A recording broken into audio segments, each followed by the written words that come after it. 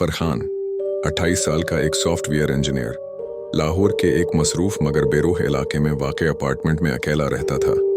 दिन को वो कोड, डेडलाइंस और मीटिंग्स में उलझा रहता और रात को खामोशी में डूबा रहता। उसकी ज़िंदगी में कोई ख़ास बात नहीं थी, न मोहब्बत न दुश्मनी, बस एक मुसलसल चलती हुई रूटीन। लेकिन कुछ जगहें ऐसी होती हैं जहां रूटीन भी महफूज नहीं रहती। ये दिसंबर की एक सर्द रात थी। घड़ी में ठीक 11:07 हो रहे थे जब फरहान अपनी नई नाइट शिफ्ट खत्म करके घर पहुंचा। इमारत की लाइट्स आधी बुझी हुई थी, लिफ्ट मामूल से ज्यादा देर ले रही थी और राहदारी में अजीब सी नमी की बो फैली हुई थी, जैसे कहीं बहुत पुराना पानी जमा हो। 5वें मंजिल पर पहुंचकर वो अपने फ्लैट के सामने रखा। एक लम्हे को उसे लगा जैसे दरवाजा पहले से खुला हुआ है, मगर अगले ही लम्हे उसने खुद को तसल्ली दी और चाबी घुमाई। दरवाजा खुलते ही सर्द हुआ का एक झोंका अंदर से बाहर निकला। अजीब है, उसने बड़बड़ाते हुए जूते उतारे, फ्रिज से पानी निकाला, 2 घूंट लिए और बेडरूम की तरफ बढ़ा। जैसे ही उसने लाइट ऑन की, उसके कदम वहीं रख गए। फर्श पर गीले पांव के निशानात थे।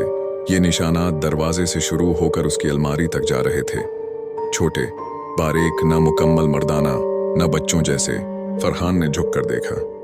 पानी ताज़ा था, जैसे अभी अभी कोई गुजरा हो। शायद में ही उसने खुद को बहलाया, मगर दिल ने मानने से इनकार कर दिया। वो बस्तर पर लेट गया, मगर आंखें बंद होते ही अजीब ख्यालात जहन में आने लगे।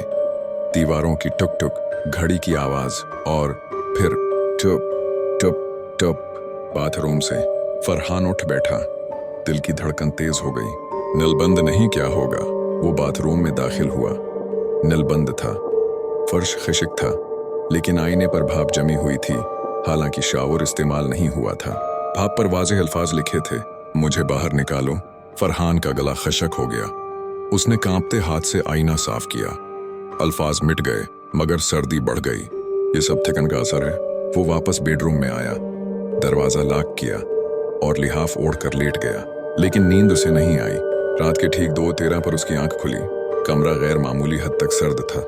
हीटर ऑन था, मगर उसकी सांस भाप बन रही थी। उसे यूं लगा जैसे कमरे में कोई और सांस ले रहा हो। अचानक बस्तर के पास किसी की मौजूदगी का एहसास हुआ। उसका जिस्म सुन हो गया।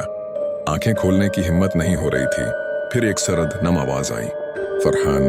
वो आहिस्ता से आंखें खोलता है। एक औरत सफेद लिबास में बस्तर के बिल्कुल पास खड़ी थी। उसके कपड़े गीली मिट्टी से भरे थे, बाल चेहरे पर गरे हुए और पूरा जिस्म जैसे पानी से निकला हो। तुम मेरे कमरे में क्यों हो? फरहान चीखना चाहता था, मगर आवाज हलक में ही मर गई। ये मेरा फ्लैट है, वो भी मुश्किल बोला। फड़त ने सिर आहिस्ता से उठाया। जहां चेहरा होना चाहिए था, वहां सिर्फ सियाह खालीपन था। एक ऐसा अंधेरा जो देखने वाले को अपनी तरफ खींच ले। ये मेरा घर था और ये हमेशा मेरा ही रहेगा। फरहान बस्तर से कूदा और दरवाजे की तरफ लिपका। दरवाजा हल नहीं रहा था, जैसे किसी ने अंदर से पकड़ रखा हो। पीछे से वो औरत करीब आ रही थी।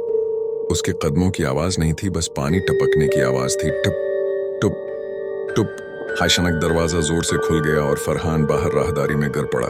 जब उसने पलट कर देखा, कमरा खाली था। इसी रात वो अपने दोस्त शाहिद के घर चला गया। अगले दिन जब वो सामान लेने आया तो चौकीदार रशीद ने उसे रोका। साहब, आप खुशकिस्मत हो। क्यों? इस फ्लैट में लोग ज्यादा दिन जिंदा नहीं रहते। रशीद ने बताया कि 20 साल पहले एक औरत सनम वहां रहती थी। शौहर ने उसे कत्ल करके बाथ टब में छिपा दिया। केस दब गया, फाइल बंद हो गई, मगर सनम नहीं गई। रशीद ने आहिस्ता कहा, वो सिर्फ इंतजार कर रही है, किसी का जो उसे अपने साथ ले जाए। फरहान शहर के दूसरे कोने में नए फ्लैट में शिफ्ट हो गया। उसे लगा सब खत्म हो गया है। 3 दिन बाद रात को वो बाथरूम गया। आईने पर लिखा था, शाकरिया कि तुमने मुझे यहाँ पहुंचा दिया। वो औरत खड़ी थी और उसके पीछे आईने के अक्स में इस बार उसका चेहरा था और वो मुस्कुरा रही थी। फरहान को तब एहसास हुआ कि कुछ रूहें जगह से बंधी नहीं होती, वो इंसानों से बंध जाती हैं। और अब सनम कभी उसका पीछा नहीं छोड़ेगी, कभी नहीं।